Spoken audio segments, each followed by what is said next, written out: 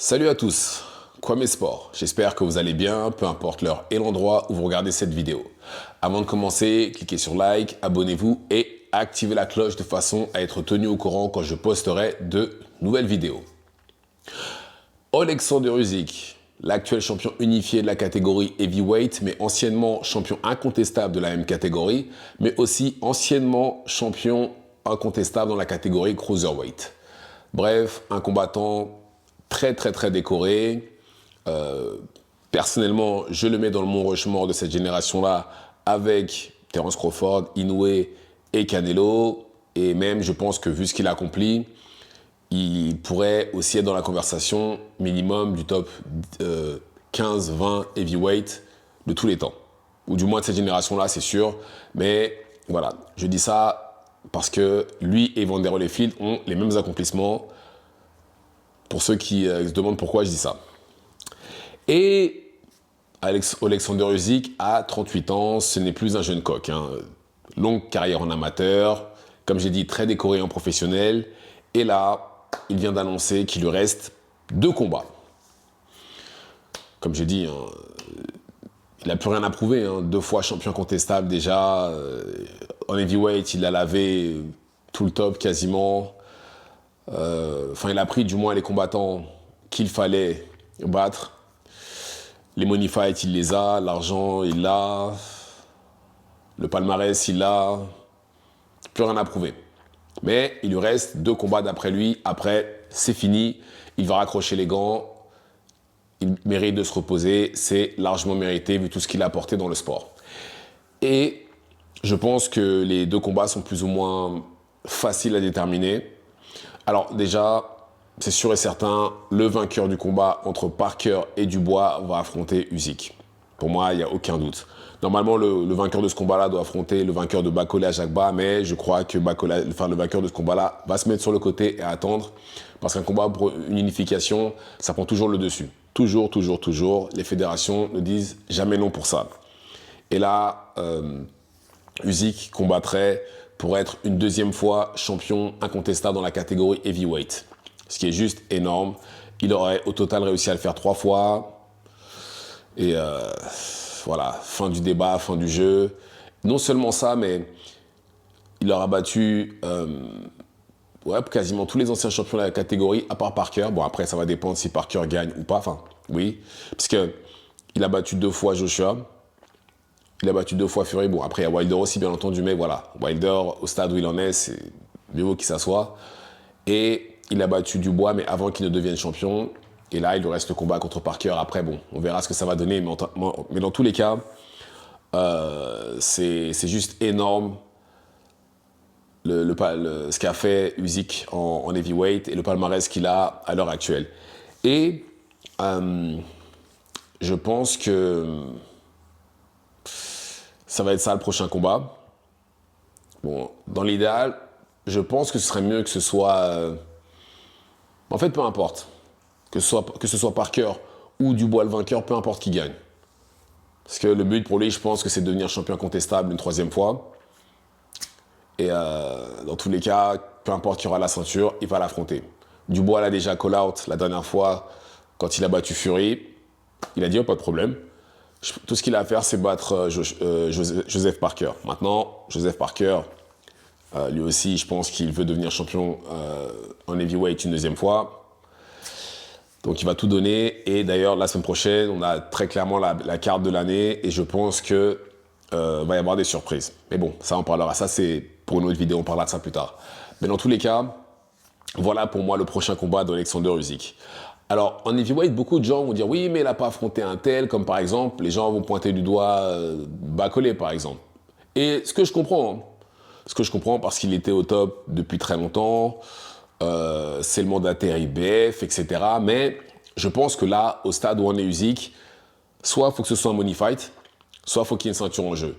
On va partir du principe qu'il arrive à devenir champion incontestable une 2e fois, en heavyweight, d'accord?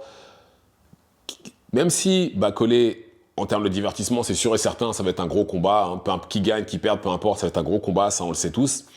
Mais mettez-vous à la place d'Usyk. Il va battre Bacolé, il va pas prendre un gros... Bacolé qui n'a jamais été champion, qui n'a jamais battu d'ancien champion du monde, qui n'a jamais été main event sur les grosses cartes, justement les cartes Riyadh Season. Donc, ce qui veut dire que en termes de popularité, ça ne va rien lui apporter. Ça ne va pas lui apporter un gros chèque non plus. Donc, je ne pense pas que ce sera le combat après. Et c'est pareil. Et même si ça, Jagba aussi, hein, c'est exactement la même chose. Hein.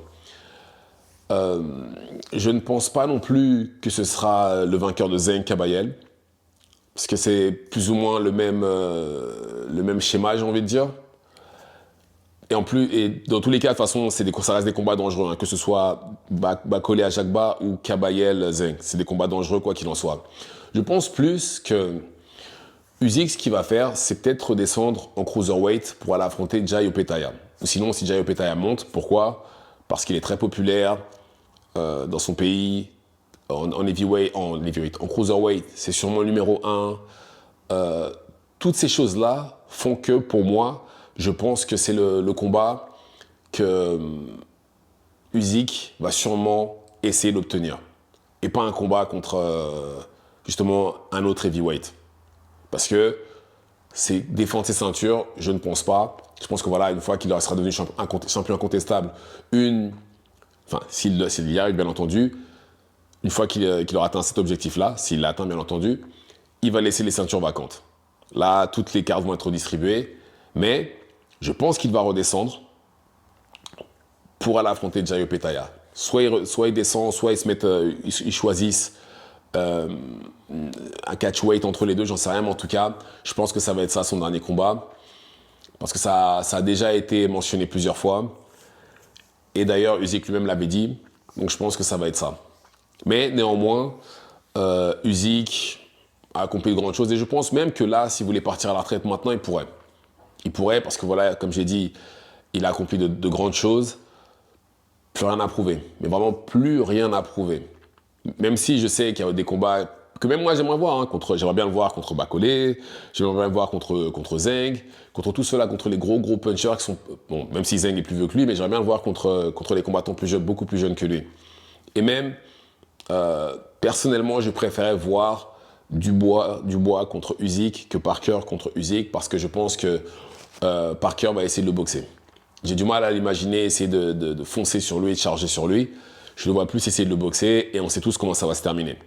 À l'inverse de Dubois, vu ce qu'il propose, ça pourrait déjà être, ça sera plus intéressant quoi qu'il en soit.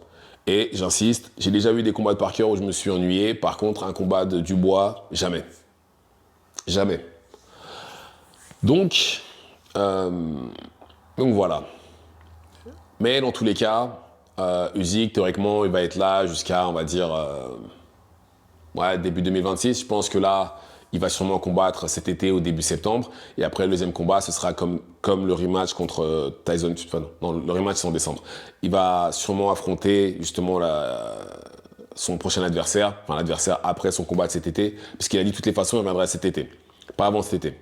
Donc, je pense qu'après ça, il va combattre sûrement aux alentours du mois, je sais pas, on va dire d'avril. Ouais, quelque part aux alentours du mois d'avril. D'avril, qu'est-ce que je raconte? Mois de février, pareil. Mais bon, pour l'instant, c'est ce qu'il dit. Après, il pourrait changer d'avis. Vous savez comment ça se passe. Les Saoudiens vont lui mettre un peu d'argent sous le nez, un gros chèque. Tiens, reviens, on a quelqu'un pour toi. Bon, généralement, malheureusement, l'histoire nous a prouvé que ce genre de combat-là se termine toujours mal. L'ancien combattant, la gloire, les anciennes gloires qui reviennent, qui pensent qu'ils vont revenir et aller laver la génération d'après, des années sans s'être entraîné, après avoir pris de l'âge, du poids, etc., très souvent se font laver quand ils reviennent. Et j'espère que Usyk ne fera pas cette erreur-là. J'espère vraiment. Ou si, justement, il veut revenir, que ce soit peut-être 3-4 mois après, enfin, non, peut-être pas 3-4 mois après, mais on va dire 6 mois après. Mais pas des années après, comme malheureusement beaucoup de gens le font. Et oui. Donc il lui reste 2 combats. Bon, je pense que ça va être sur des cartes Riyadh Season. Hein. J'ai du mal à l'imaginer être sur une carte Top Rank ou Matchroom à ce stade-là de sa carrière. Parce que je pense que là, les 2 derniers combats vont être des combats qui vont leur apporter énormément d'argent. Et je dis ça, mais en réalité, c'est les 3-4 derniers combats. Depuis qu'il a affronté Joshua jusqu'à maintenant, il a pris que des très gros chèques. Donc bon, dans tous les cas, Usyk, il n'y aura pas, je pense pas qu'il y en aura un autre comme lui avant très longtemps. Et merci pour les travaux, hein, parce que là, très clairement, il a annoncé que c'était la fin. En même temps, il fallait s'en douter. On parle quand même de quelqu'un de 38 ans qui a absolument tout réussi. Non seulement il a tout réussi, mais il a évité personne. Donc voilà. Dites-moi ce que vous en pensez dans les commentaires. Activez la cloche de façon à être tenu au courant quand je posterai de nouvelles vidéos. J'ai créé un Tipeee de façon à pouvoir améliorer la qualité des vidéos et aussi, comme je l'ai dit, j'aimerais aussi commencer à pouvoir faire des reportages à l'étranger sur les sports de combat. Si vous pouviez m'aider, ce serait très apprécié. Le lien est dans la bio. On se revoit à la prochaine vidéo. Ciao, ciao.